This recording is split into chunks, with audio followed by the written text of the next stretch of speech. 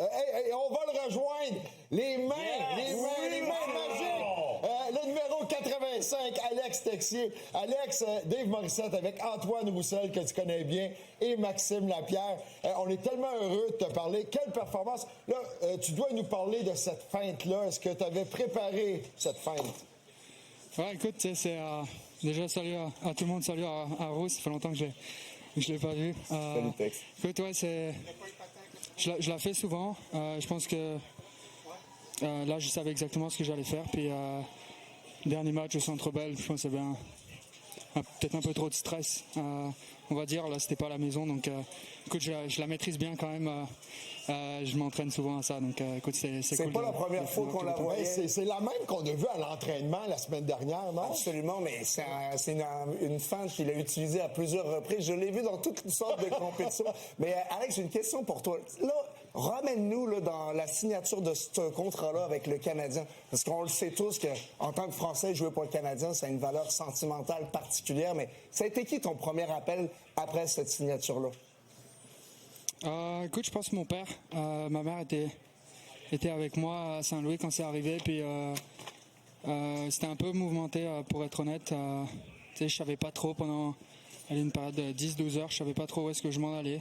Tu sais, ça pouvait être n'importe où dans le monde, donc écoute, c'était un peu stressant. Et puis dès que j'ai eu l'appel de Kent, puis tu sais, j'ai dit tout de suite, allez go, tu sais, j'y vais, je loupe pas cette chance-là, donc.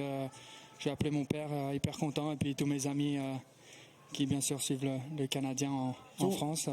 Tous tes amis excepté Antoine. Parle-nous un peu là, du fait de jouer avec les deux jeunes vedettes du Canadien en ce moment, les recrues Kapanen, Demida. C'est un beau défi, ça semble plaisant puis ça semble être des joueurs tellement intelligents. Tu les complètes très très bien en ce moment. Ah, tu sais, c'est le fun de jouer avec les deux là. Puis tu sais, j'ai une opportunité, faut que je fasse mon trou. Aussi sur cette ligne-là, si je veux jouer. Donc, écoute, je travaille. Tu sais, j'ai peut-être pas le talent par exemple, de Demida, puis Capi, il joue bien défensivement, puis j'essaie de leur apporter de la vitesse, puis de travailler chaque shift. Tu sais, les erreurs, elles vont arriver, surtout avec notre ligne de jeunes. Mais écoute, on essaie en fin de match de se parler sur le banc, d'être quand même smart avec le puck quand il reste 5 minutes. Puis écoute, j'ai du plaisir, on parle beaucoup. Puis tu sais, c'est fou à dire, mais ils sont quand même plus jeunes que moi. Je pense à me faire vieux un peu. Et Alex, je veux te montrer la réaction d'Antoine après ton but et celle de Max aussi, ce qui représente un peu la réaction des gens au Québec dans leur salon ce soir. On regarde ça ensemble.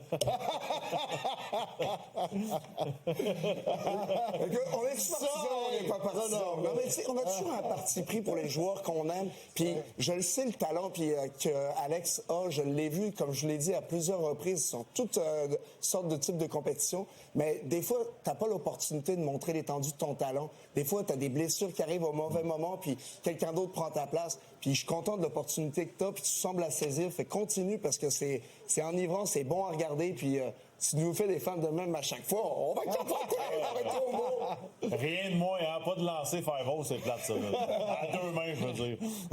Alex, bravo encore ce soir. Tout le monde est vraiment heureux de la performance du Canadien, mais de ton but ce soir, des succès à venir aussi avec l'équipe. Merci beaucoup.